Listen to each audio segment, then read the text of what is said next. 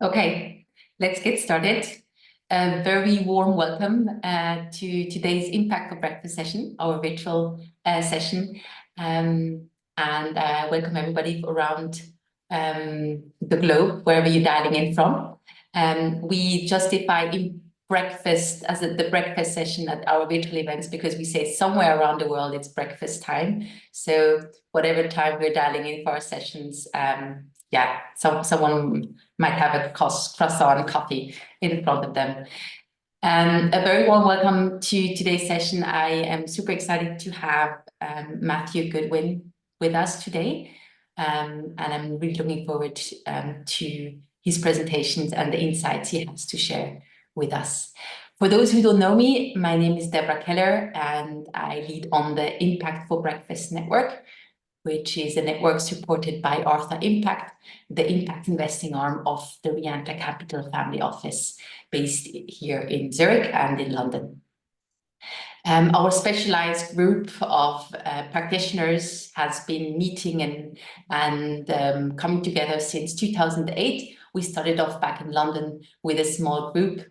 Today, we have expanded to 35 cities around the globe, and the network consists of 3,900 members. We have lots of investors in our network, but also service providers, consultants, and also people that are new to impact space and want to learn from our experts, which our online sessions are ideal for. So our group consists of family offices, foundations, funds, venture philanthropy, intermediate organizations, all with a common focus on social enterprise, entrepreneurship, and impact investing, sustainable finance. So our topics and spectrum is quite wide. Today, we will dive in to get a better understanding of children's right in business. In partnership with the Boston Consulting Group, Global Child Forum has created a very extensive benchmark analysis detailing corporate actions on children's rights globally. This benchmark serves as a cornerstone for investors aiming to foster positive change, with over 7.2 trillion USD in assets under management currently utilizing our insights to prioritize children's rights in their investment decisions. So very excited to hear more about this, Matthew, in a few minutes. Before we dive into today's session, I just want to go through a few housekeeping rules. So this session is recorded. We will be sharing the recording with you in a follow-up note. You are very welcome to share it with your network, with people that you know that should know more about what Global Child Forum does and their report. And you're also very welcome to connect Matthew with your network that you think that he should meet. After a 20-minute presentation by Matthew, we'll dive into a Q&A where you can ask your questions. If you can't speak, you can also post your questions in the chat field, and I make sure to pick them up and share them with Matthew. For that, we have until 11 o'clock. So we have a full hour for this session. Yeah, I'm very looking forward to it. So with no further ado, over to you, Andrew. Thanks, Deborah. Lovely to see everyone here today. We're quite a cozy group, so hopefully that will make for some good questions. Deborah, do you want to share the slides and I can start? But by way of a very brief introduction, so my name is Matt Goodwin and I'm Head of Sustainable Investing at Global Child Forum. There are four things really that I'd like to cover for you today. Firstly, I'd like to talk a little bit about Global Child Forum, what we do, who we are. Deborah's already done that a little bit. I'd like to then tell you about our benchmark. So this is the world's largest assessment of how companies impact children. I then want to tell you a bit about key findings from our most recent benchmark. So we do benchmarks every year, and the most recent one was published in October last year. And fourthly and finally, I'd like to then finish by telling you a little bit about how we work with the financial sector and some of the other tools and services that are available to investors to incorporate children into active ownership and stewardship strategies. Next slide, please, Deborah. So who is Global Child Forum? we were founded by these two, the King and Queen of Sweden in 2009, with the aim of improving how companies globally impact children. Our core activity is publishing the world's largest benchmark on how businesses impact children. And as Deborah mentioned, we've been doing this since 2014. And every year we are supported by our pro bono partners, Boston Consulting Group, who've been our partners ever since we started this benchmarking exercise. The aim of the benchmark is to create peer-to-peer competition, to highlight which companies are good and which aren't so good, to really drive improvements in children's rights. But we also offer all sorts of free tools, services, free peer-to-peer networking, free events to support companies on their children's rights journey. We also run the world's largest multi-stakeholder event that gathers children's rights experts, government officials, and business leaders to get them together to discuss the key issues that businesses create for children, what best case examples are, and what can be done to improve the situation. I then run the work that we do with the financial sector, and I'm going to come on to a little bit more of what we do, but essentially what we do is we share for free the underlying benchmark data with investors. Now, I've mentioned the word free quite a lot of times. Everything we do is for free. We're all about impact, and we're able to do everything for free because we are funded by generous Swedish benefactors like the IKEA Foundation. Next slide, please, Deborah.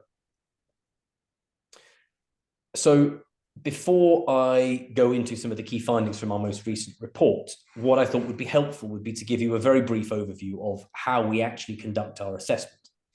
So if we start with the bottom right of this slide, and if you're driving, perhaps you can't see the slides, but for everybody else, our benchmark is based on the Children's Rights and Business Principles, which were the founding international document on children's rights and business, written by a collection of UN agencies about 11 years ago. And there are 10 principles.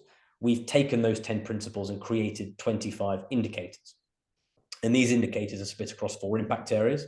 So we look at governance and collaboration, so company commitments and governance structures. We look at the workplace, where we assess things like child labor and family-friendly policies. We look at the marketplace, rather, where we assess how companies design, develop, and market their products and services.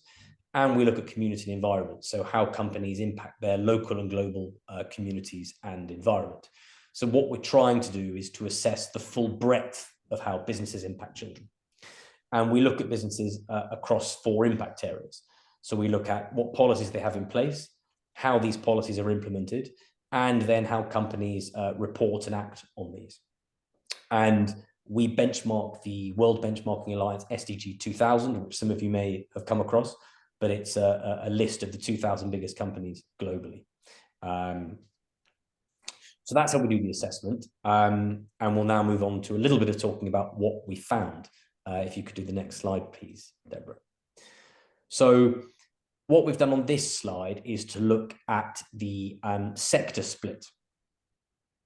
What you can see here are that tech and telecom and healthcare are the top performing sectors in our most recent benchmark. They have the best overall scores, and they are the only sectors to have improved their scores since the last global benchmark in 2021. Why are these sectors better than the others? Well, what we see is a larger share of high scorers relative to low scorers, or more so than the other sectors. There are 2 sectors here that are potentially worth speaking about in a bit more detail. The first is tech and telecoms. So we split tech and telecoms into 3 separate subsectors. There is IT software and services, electronics, and telecoms. IT software and services significantly lags the other 2. It has a score of 4.5. Electronics in comparison scores 6.9 average, and telecoms 5.8 as an average. Why is this sector lagging so far behind the others? Well, fundamentally, there are no high scorers in the IT software and services from our children's rights score. And this is a particular concern given the outsized influence of this sector on children's lives. Alphabet, Amazon, Meta, Alibaba, Netflix are among the social media giants, e-commerce platforms, streaming services, and games providers that shape the way that young people interact with the world. And this sector needs to be far more transparent about how it impacts children if we're going to create a world that is fit for children. So that's tech and telecom. Another sector that's worth looking at here is energy and utilities. So second worst performing, but with the worst drop since 2021. Now, the biggest drops within this sector are in relation to the community environment impact area, which is a particular concern given that 40% of this sector weighting is oil and gas. Now, this begs the question that are oil and gas companies prioritizing profits over the environment and children's rights?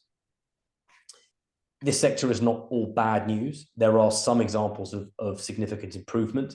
Neste, who were based in Finland, have increased their score by 2.6 out of 10 since the last benchmark, which is pleasing to see. So that's the sector split. Deborah, can we move to looking at geographies? Thank you. So when we look at geographies, what do we see? Well, Europe leads the way. Why? Well, it has the highest share of high scorers, or what we would call leaders. 13% of European companies are in our top performance bucket. It also has the lowest share of beginners. So 1.4% of companies within Europe sit in the lowest performing bucket. So it's performed quite well as a region. Approximately half of the best scoring companies are European. We can also see that European companies perform well across the sectors. So across the 8 sectors I showed on the last slide, 5 of the benchmark sectors are top, whereas Europe is the best performer in 5 of the 8 benchmark sectors, and it's second place in the remaining 3. So it's scoring well across the sectors. We have a couple of theories about why Europe is ahead. These are quite simply down to increased legislation, better legislative packages within Europe, and increased consumer pressure. We expect going forward that with the increased European legislative packages, that Europe's going to jump further ahead of the rest of the pack. So leaving Europe aside, what else is interesting on this slide? Sub-Saharan Africa is a particularly interesting one in second place, which is a little bit surprising. It's also the only region that has improved its score, so up 17%, which is quite a significant jump. Now, it's important not to over-index this. This is quite a small sample size of companies, and it does include some South African companies within the makeup here. The main improvement in Sub-Saharan Africa also seems to be in relation to increased attention to sustainability and human rights overall, rather than specifically about children. Now, children benefit from better environmental policies and better work on human rights, but they benefit more when there are things in place about children specifically. So whilst this improvement in Sub-Saharan Africa is really exciting, there still remains significant work to be done. Looking at the other end of the scale then, we have Latin America and the Caribbean and the Middle East and North Africa. They are the worst performers, and they are perennially bad performers across almost all of our benchmarks, perhaps not entirely surprisingly. Next slide, please, Deborah. So this is probably my favorite slide, and it tells a little bit of a bad story. So this is in relation to the marketplace, and you'll remember from one of the early slides that marketplace is where we assess how companies design and develop products and services and how they market those products and services. And as you can see from the slide, what we see consistently across all our benchmarks, including this most recent one, is incredibly low marketplace scores. And these scores are all out of 10. What we've chosen to do here is to focus on the 4 consumer-facing sectors where we consider marketplace to be specifically relevant. So here we have consumer discretionary, we have food, beverage and personal care, healthcare, and tech and telecoms. And because of the low scores, you can see that with the exception of a few companies, most of the companies, even those that are directly marketing products and services to children, have low overall scores in this area. Now, what does this mean? The low score indicates that children are not at all being considered by companies in relation to their marketing, their products, or their services. And this has two knock-on effects. Firstly, it impacts the business. So it exposes companies to both reputational and legal damage if children should come to harm. And we've seen great examples recently with Meta in the US in front of Congress and the bad press that's given them. But it's also a real missed opportunity from a children's perspective, because there are real benefits for society in supporting children who make up a third of the world's population through providing access to technology that takes their needs into account and improves their education, positive marketing practices, or providing products and services like good and healthy food and drink that help children grow to become happy and healthy members of society. So this is a bit of a sad slide, really. There is a silver lining, a small silver lining, and that is that the consumer-facing sectors have overall increased their scores here. So there is an improvement. Now, this is with the exception of consumer discretionary, which within the benchmark includes subsectors like footwear, apparel, and passenger travel. So this doesn't tell a great story. Next slide, please, Deborah. So they're the key findings. To finalize, I'd like to tell you a little bit about the work that we do with the financial sector.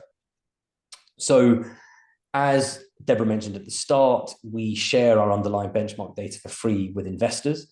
And since we spoke, Deborah, the number must have increased a little bit, but now we have about $8 trillion worth of assets under management using our data. And we see a variety of use cases, which I want to go into quite quickly. So a number of the world's top asset managers suck up our data onto their internal ESG platforms, alongside lots of other different commercial and charity third-party data. They make our data available to everybody internally, but they also weight the data to help provide top-level ESG scores for all the companies that they invest in.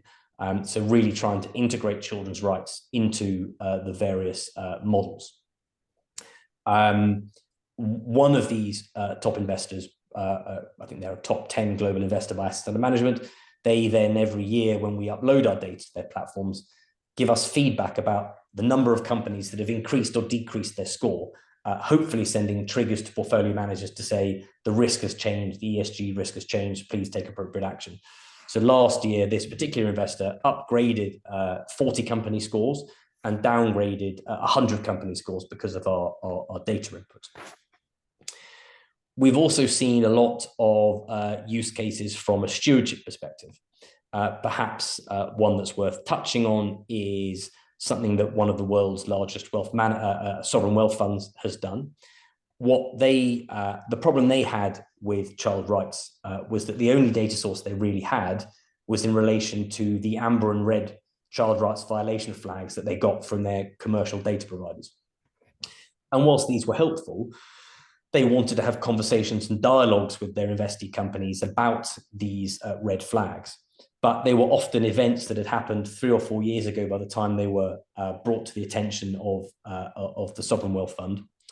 And when they spoke to the companies, management had often changed, the policies had often changed. So it was quite difficult to have a dialogue about these particular incidents. So what our data has done is given them a much better holistic picture about how seriously a company takes this issue, whether the company is improving over time, is it getting worse? How does it perform on the different maturity levels? How does it compare to peers or within its own geography? So they can have these conversations now with a much better holistic picture of how the company is set up to deal with children's rights. We've also helped a number of organizations either build or come up with engagement initiatives for specific children's rights thematic funds, where our data has been used primarily for inclusionary criteria. Where it's also been helpful is for organizations with similar funds looking to build the funds. So what they found when they were trying to include companies that promote children's rights is that if they looked at their profitability metrics and their ESG work, and then they did their children's analysis, there were often no companies left at the end to invest in. So they've reversed the process and used our data as a proxy for companies to then do their profitability and ESG metrics on, and then the pool of companies to invest in has been much broader. So those are the kind of three data users that we see. The other thing that I thought would be worth mentioning is some engagement work that we've started running recently. So last year, we built a coalition of primarily Nordic investors who have started writing on a yearly basis now to companies that we invest in, or not invest in, sorry, companies that we benchmark, with the view to urging them to improve key areas relating to the benchmark that we've published that year. So the marketplace is something that we've focused on in these letters, because as you've seen, it's the one area that really lags behind in comparison to the rest of the benchmark. So last year, these 17 investors wrote to 35 companies. We had a 40% engagement rate with some really quite nice examples of companies who really took this issue seriously and wanted to engage with us. And these are all big blue chip global companies. This year, the coalition is writing again to the 60% of companies that didn't engage with us as a sort of follow-up, but we're adding 20 new companies to the list, and we're writing about similar topics. What we are trying to do is also to measure this initiative, which we can do with our benchmark in terms of scores improving over time, although of course it's very difficult to prove any causality. In terms of other tools and services that are available, UNICEF has also done some great work in this space. So there's an amazing UNICEF tool that's been designed for investors to start thinking about children from an investment perspective, and I can share that around with you. I saw that some colleagues from UNICEF had registered for this call, so they may know about these tools already. UNICEF also last year designed a taxonomy for private market investors to self-classify in 4 different categories in terms of how they impact children. And again, I'm happy to share that with Deborah afterwards. That might be something that's worthwhile sharing with the group. So I guess to conclude before we open up for questions, if any of you or anyone you know is interested in accessing our free data on children's rights, please just drop me a note. If you're also interested in learning more about our engagement initiatives, again, please reach out. This is something that we're looking to grow as well. We're also always looking for new ways to work with investors. So if you have any ideas, please do reach out to us. I'm often in London as well, and an in-person coffee is always much nicer than a meeting over Teams. So yeah, I think that's everything from me. Very happy to open for some questions. Thank you very much, Matt. Maria's asked a question. She said, "I'm interested in the employee and stakeholder engagement. Who and what is the Nordic initiative?" Well, so Maria, do you have anything specific that you want to know? I mean, I kind of touched on this towards the end. Is there anything in particular you want to know about it? Okay, sorry for not having the camera on. That's okay. Thank you. I liked your presentation. So I come from a bigger family company, and what I'm trying to do is get child rights on the agenda, on the strategic agenda for the company.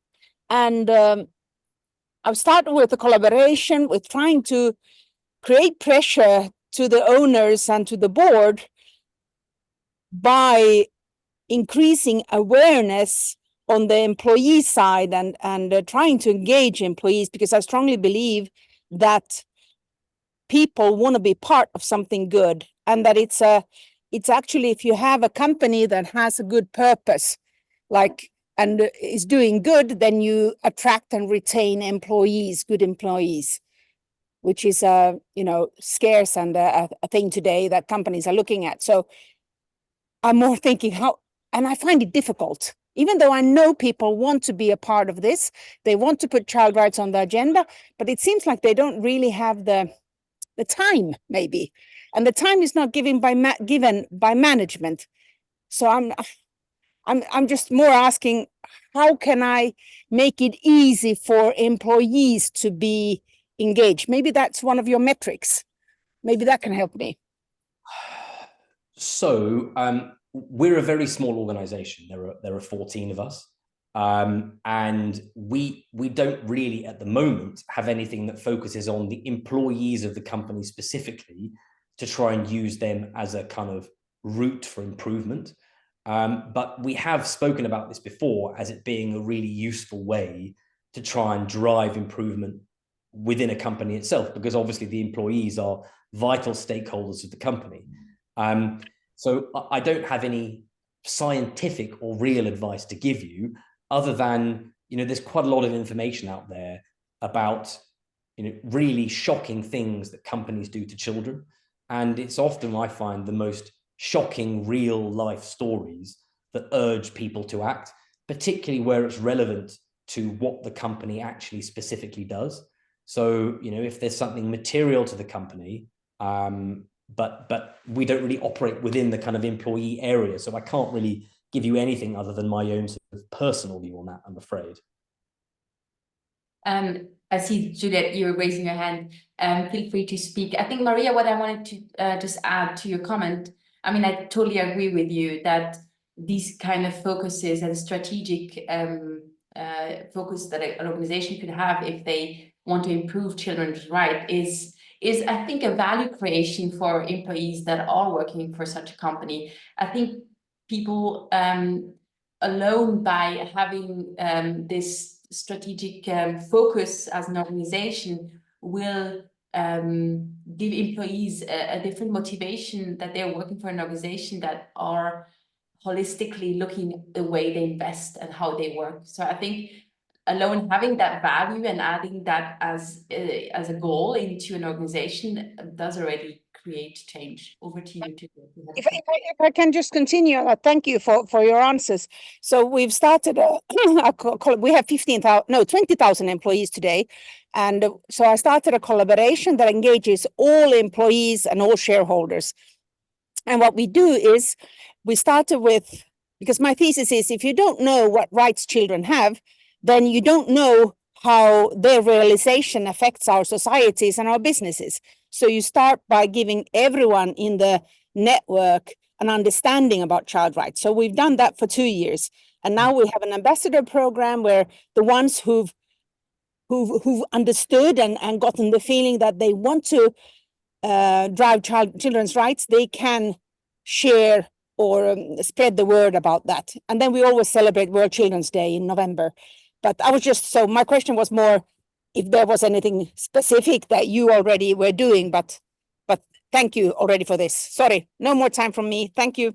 No, of course. And just to follow up on that, I mean, it sounds like you're doing some great work there anyway. But if there's anything else we can pick up, but sorry, there's another question now. So Juliet, you go next, and I'll go through the question from Shreyas on the chat. Thanks, Deborah. Matt, that was fantastic. Completely not in my world of knowledge, so it's brilliant. And I'll find you. I've looked you up on LinkedIn already, and I'll find you and connect. Coffee, I agree. In-person meetings, bring it on. I can't be bothered with online meetings. But I'll waffle on another stage. My question is sort of twofold. One is an observation. I've kind of got two hats on my head. One, I think the financial industry needs to pull their socks up and do something. So I think the fact that you've got investors using your data is absolutely hugely impressive. I'm so chuffed for you. That's amazing. How much do you share this information? I mean, I'm talking about a niche market, like with UK foundations. For example, there's a UK foundation who are going to spend out, sort of 5-10 years. And they've just done a report with New Philanthropy Capital all about child poverty and the impact of poverty on children, and that kind of data. I mean, that's a really small thing. I mean, you're thinking much bigger, but this kind of information, now I know about it. It's exciting. I can share it with people I know. But is that an audience with the UK foundations that you have any allies with? Can I help with that, or how does that fit into your world of? So I mean, you can certainly help. Thank you for your comments. I mean. So the challenge I have at the Child Forum is that we still remain relatively unknown, and we're trying to compete in a market with big global companies for their attention, and it's really hard to get it. You know, our budget is small. There are 14 of us based in Stockholm, and we're trying to compete with companies who have massive global marketing budgets to get in front of. The data is publicly available. It's on our website. So if it's of use to anybody, it's freely available and accessible. We were approached recently by the University of Hamburg, who want to do some ESG analysis on our data. And so we don't hide the data from anybody. It's publicly available. We are also, we speak to everybody about it. So any opportunity we have to speak to anybody, because there are so many ways we can work with other organizations and work together and drive the same issues. I'm actually in the UK in May for 5 or 6 days. So maybe I'll reach out and we have a coffee. Explore some other things. But we are in Sweden. We have a very generous paternity leave, and our head of has been off for a year on paternity leave, which wow. as a children's rights organization, I think is brilliant. But from his colleagues' perspective, it's more of a challenge. So we often end up having to cover each other, and we're trying to cover him at the moment.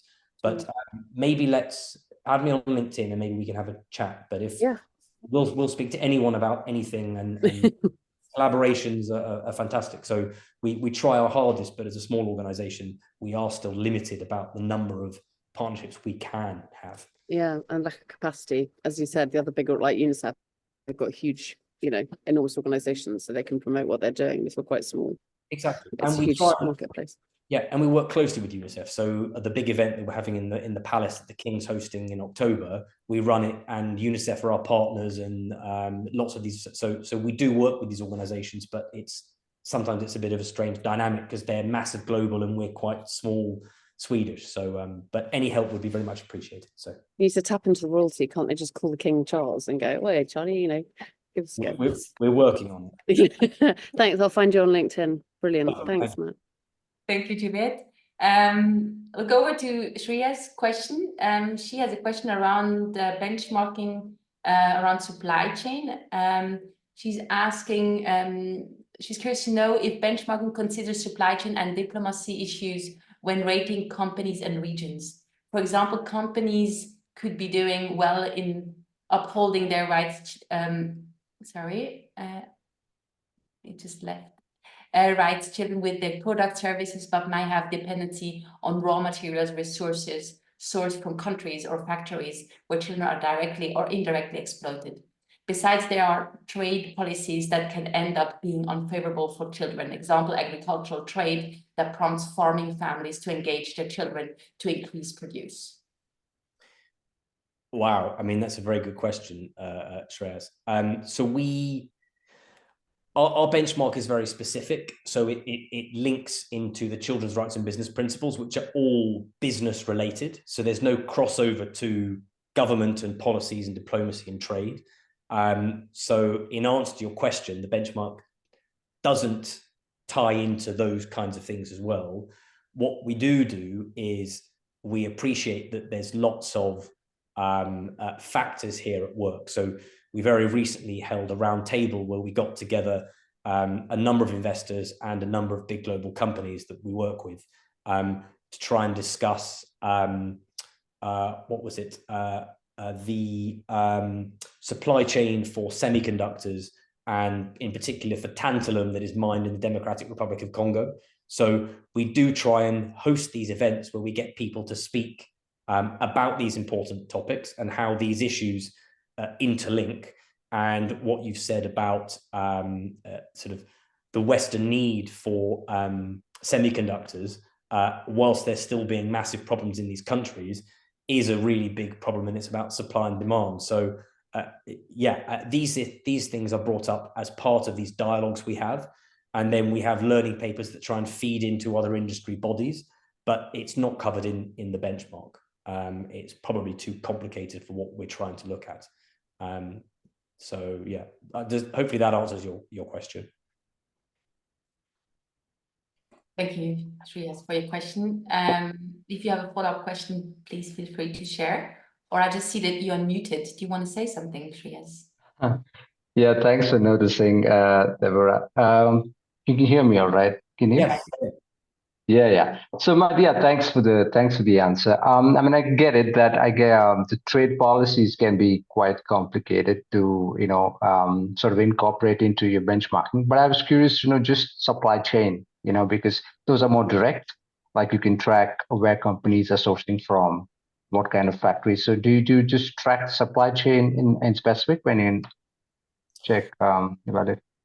So what's the best answer to this? So basically, our benchmark is it's a base level benchmark.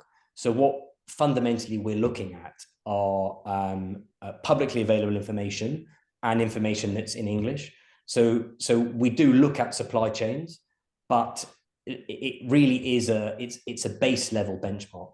So if a company is scoring well, it means that they've taken appropriate steps to be able to set themselves up to deal with this issue, but it doesn't necessarily mean that the child's outcome is also good.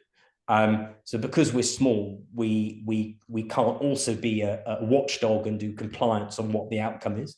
So the questions that we ask of companies relate to the supply chain, but we're not big enough, we don't have the funding, and we don't pretend to then be able to delve into these supply chains and really get an understanding of the children's rights outcomes as part of them.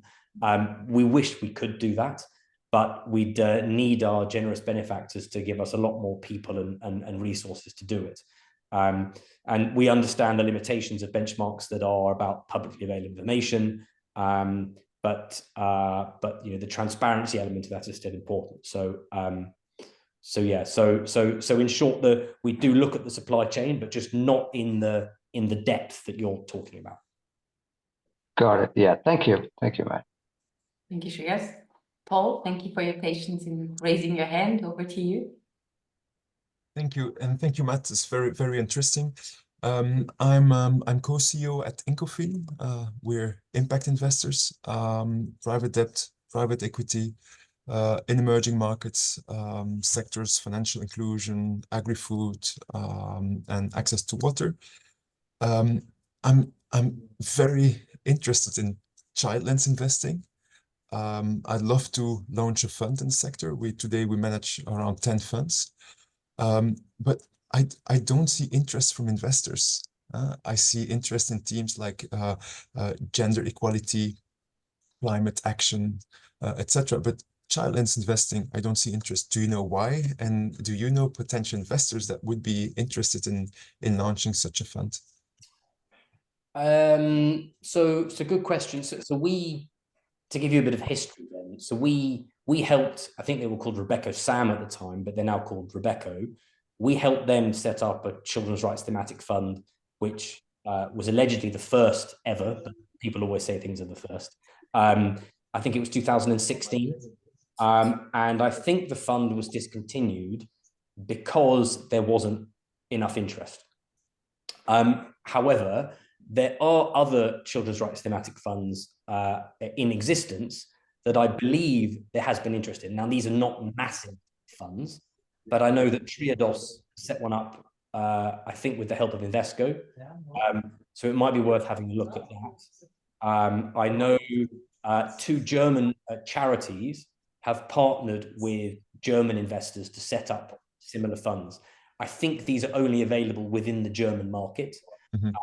But one of the charities is called Kinder Northhilfe, and the other SOS Children's Villages.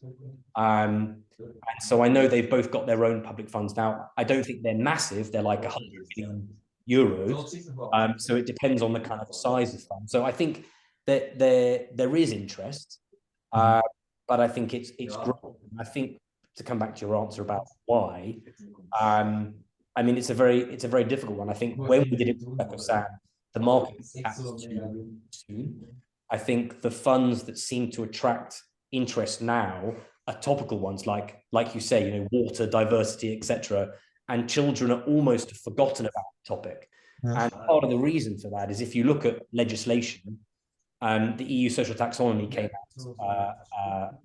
Well, I mean, I don't know really what's happened with the EU social taxonomy, but children were mentioned, I think, twice in 80 pages. if you look at things like ESRS, they use really broad words that capture children. So things like end users and affected communities, but and children quite clearly are in those groups, but it's been left up to investors and companies to define who's in those groups. And so if we don't call children out in the legislation, if we don't see children as a really key part of sustainability, which I don't think we do, as I mean, you know, as parents and as society, we value their importance, but I don't think from a legislative perspective or from a business perspective, we really see children as a kind of an ESG topic. And we're working really hard to try and make sure they are. But personally, that's why I think there's a gap.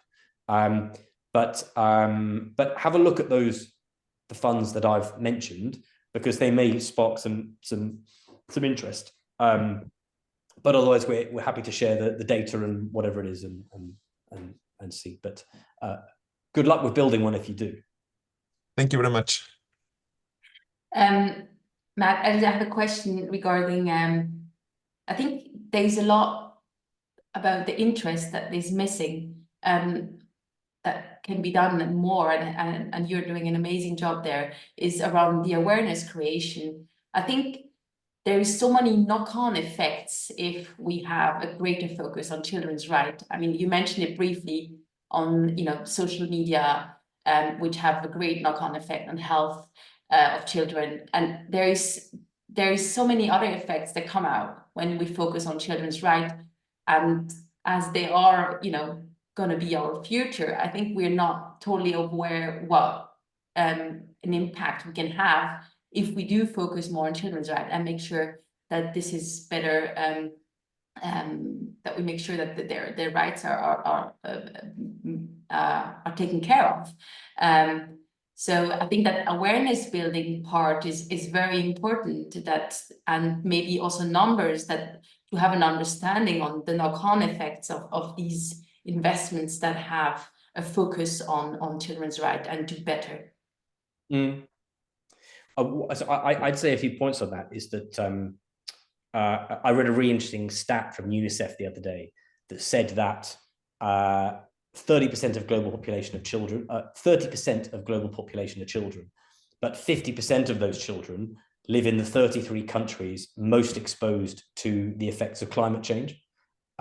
Most of these are in you know, parts of North Africa that are already suffering from extreme poverty, and there's the initial risk of the harm to children's bodies from the heat and from increased threat of natural disasters.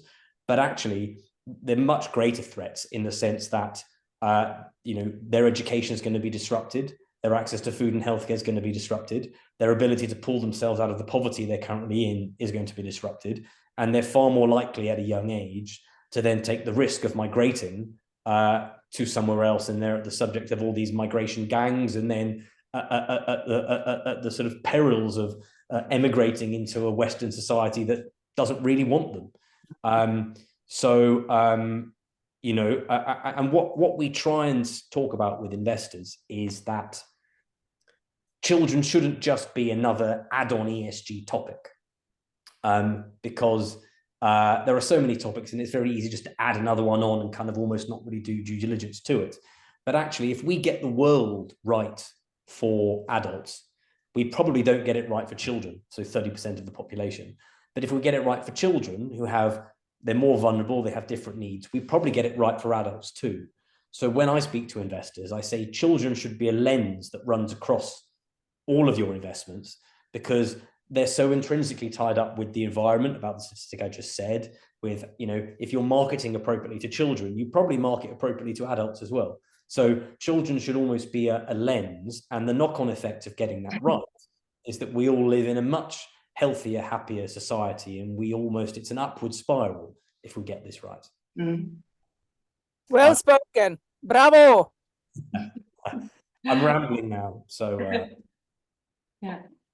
What do you think could get investors' interest to put like a more focus on children's rights? You mentioned consumer pressure before, or would it be regulations? What is there that you think that could be that could trigger more interest in making sure that the investments that they do and how they work, that they take into account children's rights? So I think there are kind of three bits to this. So I mean, I'm British, but I'm based in the Nordics, and I don't have to persuade anybody here in the Nordics, because the moment I say we have data, they go, oh my God, I love that. Give me the data on children's rights. We want to use it. Europe is then, it's a slightly harder sale, but they are still kind of interested, and ESG is an important topic. The US is a completely different beast, and they want to know what the business case is. So if we could find a real business case for it, i.e. tying our data to financial materiality and to, you know, return on equity and all these things, that would be amazing. We haven't been able to do that yet. But I think pressure.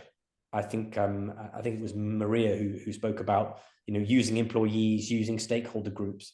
If all of us say that this is an important issue, because we all care about children, right? We've all got nieces and nephews and children, and, you know, we've all got children, they're the future. So I think as a society, if we can all push for this to be taken seriously, then I think that's the way we maybe drive this. But that coordination is not so easy. But hopefully after this session today, you'll all think a bit more about children's rights in investing. And if you go and have conversations with your colleagues and friends and whatever, then hopefully that's the way we drive this. But marketing is kind of getting the message out there, I think is the key.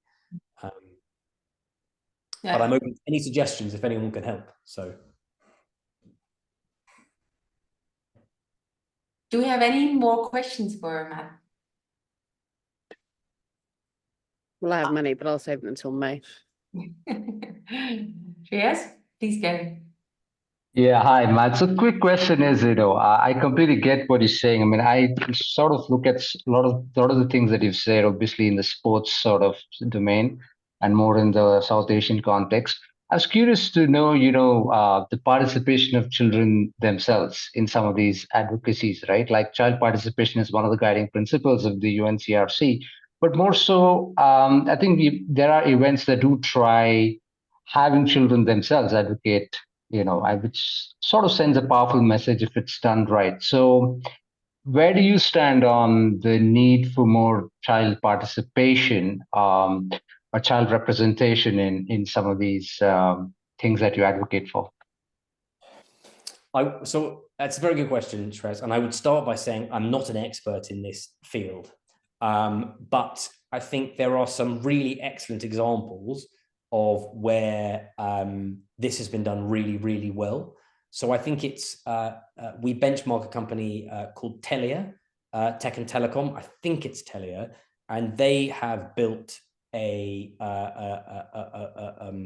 think they call it a youth committee. They've had it for years, and it's particularly important, I think, within this sector because of, the children using mobile phones and the way they use them. And so they run lots of stuff that they're building and planning and working on past this committee. So I think the more of this we can see, the better. And I've seen there are organizations that have been set up specifically to almost, they build sort of committees of children and then kind of give them to businesses to help businesses sort of who don't have this one themselves. So the more we can do this, the better. But like anything, it has to be done in the right way.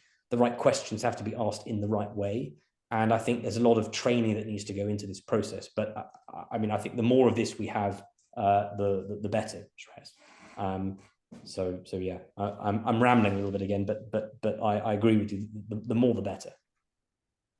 Got it. Thank you. Juliette? I like your rambling. It's great. It's very informative. I know I had questions for May, but this one I just thought of, and it's slightly relevant for what I think Maria and Olivia do with the family office thing. Is the family office audience one that you could target? I mean, from a global perspective. I mean, if you think about children, as you said, I don't have children, but I've got nieces and nephews, and so it's tapping. I mean, that's always the thing. You've got to, if you're going to tap into somebody, it has to personally impact them. They've got to personally see it to really connect with them. And so family offices one would think by default, they've got the inheritors of wealth. Is that an audience you've tapped into? I don't know if Maria or Olivia have thoughts about that as well, but. So we haven't so much explored that sort of sector yet. We've started with the really, really big global investors with sort of big assets under management. But family wealth, certainly. I think that the nature of our benchmark is that typically we're benchmarking the big global publicly listed companies.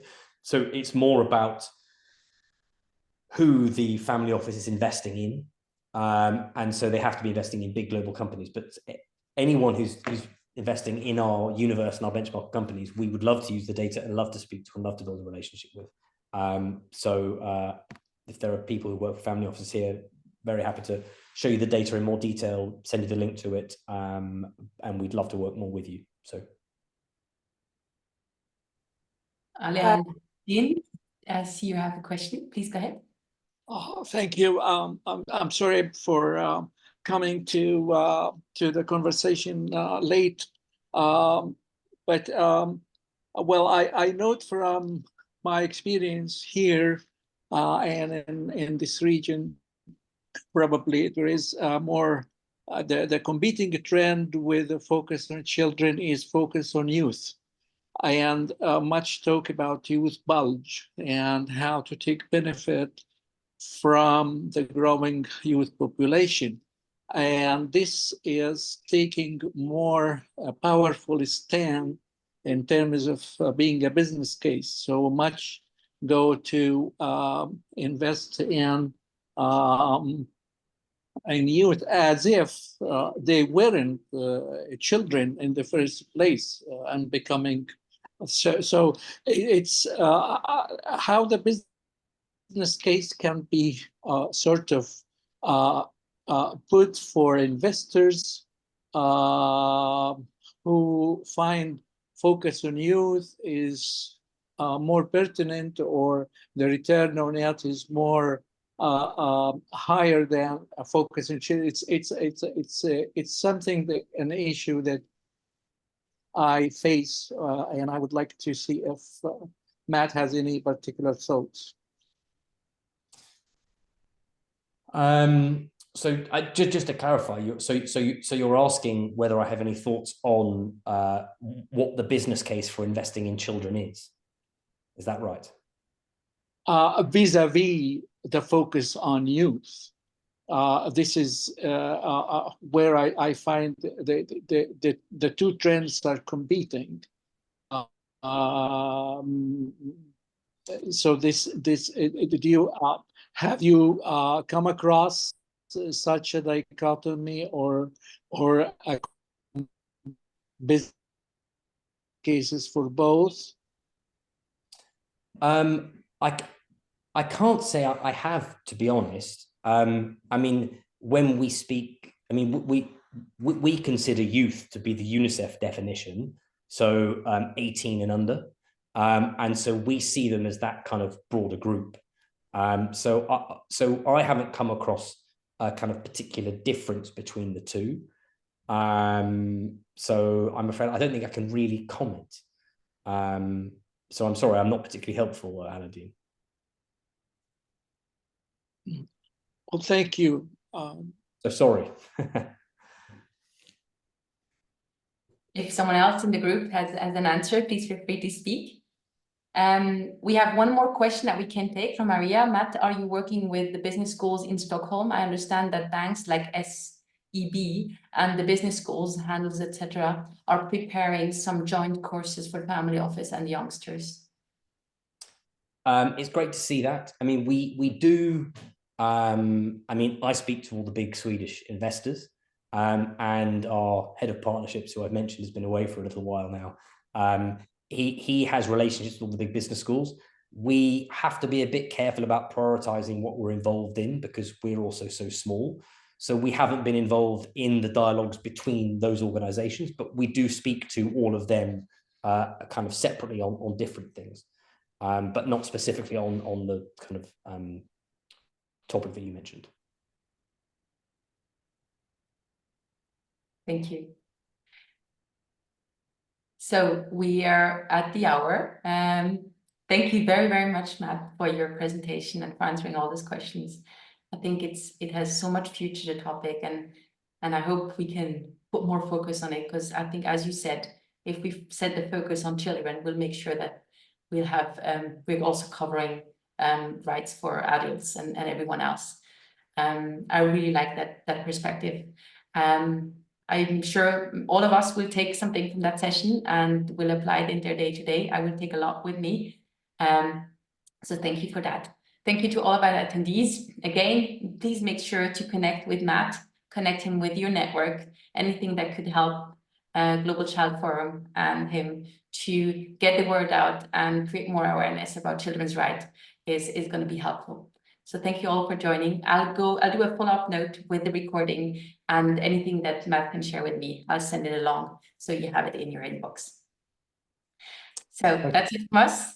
Any final words, Matt, from you? No, just thank you. Nice. It was a very engaged group, so thank you all for your kind words, and hopefully we'll pick up in another forum at some time. Thank you. Thanks to both of you. Take Matt, care, I'll find you in May. Thank you. Really great. Looking forward to the email with all the addresses. Drive safely. Just Yes, I know. I keep on pulling aside when I want to write something, and then yeah. I forget. I imagine you're I'll- driving, I'll you're texting as continue my well. thought. Like, Bye-bye. yes, good I have to talking go. to you. Everybody. Bye. Bye. Bye.